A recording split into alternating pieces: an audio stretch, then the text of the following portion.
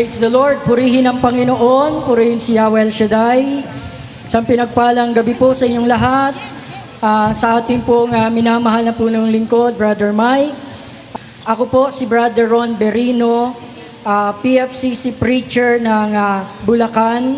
At naparito po ako ngayon sa inyong harapan upang ipagpatotoo ang mabuting ginawa ng Diyos sa akin na siya po ay naghimala ng ako'y tawagin niya o makilala ko ang Panginoon nung panahon ako ay nasa banig ng karamdaman.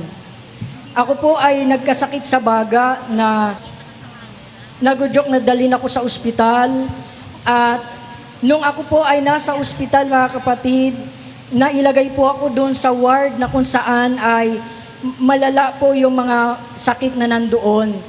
At nagkataon pa po na yung ward na yon ay punuan ng mga pasyente.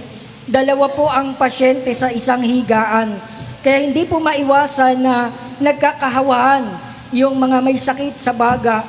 Kaya bawat oras din po ay nakikita ko mayroong binabalot ng kumot at maya-maya kina-cardiac arrest at maya-maya binabalot ng kumot. At isang bagay ang hindi ko makakalimutan nung pinahiram sa akin yung isang maliit na transistor radio ng aking tiyahin na masigasig din na dumadalo sa gawain ito. Ang sabi niya sa akin, makinig ka ng gawain ni Yahweh El Shaddai. At habang nangangaral po ang ating minamahal na punong lingkod, na naunawaan ko po at tinanggap ko ang Panginoon sa aking buhay. Nang sabi ko sa Panginoon, maraming bagay akong nagawang pagkakamali sa buhay ko. Sinusuko ko yung aking sarili sa iyo. Hindi ko po namalayan na nakalood na po pala ako doon sa aking kinalalagyan at nakataas ang aking kamay. At ako'y nanalangin, sabi ko, Panginoon, bigyan mo pa ako ng pagkakataon na ipagsigawan ang kabutihan mo.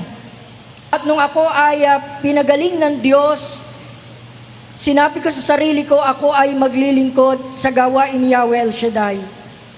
Nagsimula po ako na maglingkod, una bilang mga awit sa aming chapter, at naging manunugto, gitarista din po ako.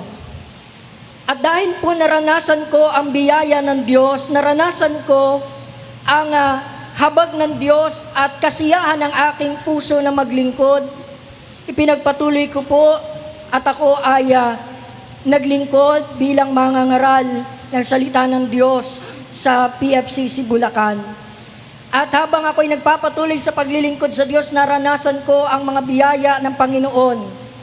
At habang ako ay naglilingkod, nagpapahayag ng salita ng Diyos, dumating po sa akin ang isang matinding pagsubok. Ako po ay nagsa-sideline din po ng nag-iimprenta ng mga t-shirt. Sumubok po ako na tumanggap ng mga kliyente na hindi related sa simbahan at sa gawain. Alam niyo mga kapatid, isang politiko ang lumapit sa akin na mag-imprenta para sa kanyang pangangampanya. Nung una po, okay naman po yung aming transaksyon. Pero nung bandang huli, nung dumating po yung botohan, at nung gabi na lumabas na po ang resulta ng botohan, natalo yung kandidato. At ang masaklap po mga kapatid, pati ako damay sa pagkatalo niya. Hindi na po ako binalikan nung aking kausap at wala na po. Nagkabaon-baon po ako sa utang. At natutunan ko po yung online lending. Yun po ang pinakamasaklap na parte ng aking paglilingkod. Sa kahihiyan ko po mga kapatid, nagkaroon ako ng self-pity na baka mamaya pangalan ni El Shaddai ay madamay dahil sa aking ginawang mali. Nagsimula na po ako makatanggap ng mga paninira, pagbabanta. Pero salamat sa Panginoon, pinayuhan po ako ng mga panahon na yon. Ang head namin sa Bulacan ay isang young evangelist. Nang sabi niya, magpatuloy ka sa paglilingkod. Ipanalangin natin gagawa ang Diyos ng himala sa iyong buhay. Alam niyo mga kapatid, nakatanggap po ako ng mga project at ako'y unti-unti nakapagbayad. At ang sabi ko, salamat sa Panginoon. Tunay na ang Diyos na sa El Shaddai ay higit sa sapat sa ating buhay. At isa pang pagsubok na ranasan ko, nakarang taon po ay araw ng Martes papunta po ako dito, na-aksidente po ako sa motor. Sa lugar po ng Nabotas, nabali po yung aking balikat.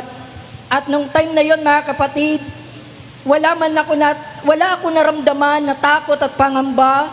At laging sumisiksik sa isipan ko, ang Diyos ang nagbibigay ng lakas sa ating buhay.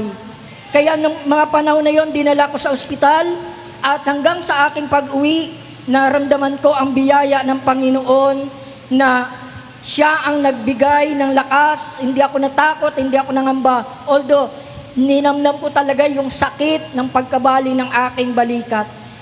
At nang lumipas ang ilang buwan, himala ng Panginoon, muling nagdugtong yung nabaling balikat, at muli mga kapatid, nakabalik po ako sa paglilingkod sa Panginoon. Kaya maraming salamat sa Panginoon. Muli na itataas ko na naman ang aking kamay para ibalik ang papuri sa Diyos. At lahat ng ito ay binabalik ko sa ating Panginoon. To God be the glory. To God be the glory. Pagpalain ka ng Diyos, brother.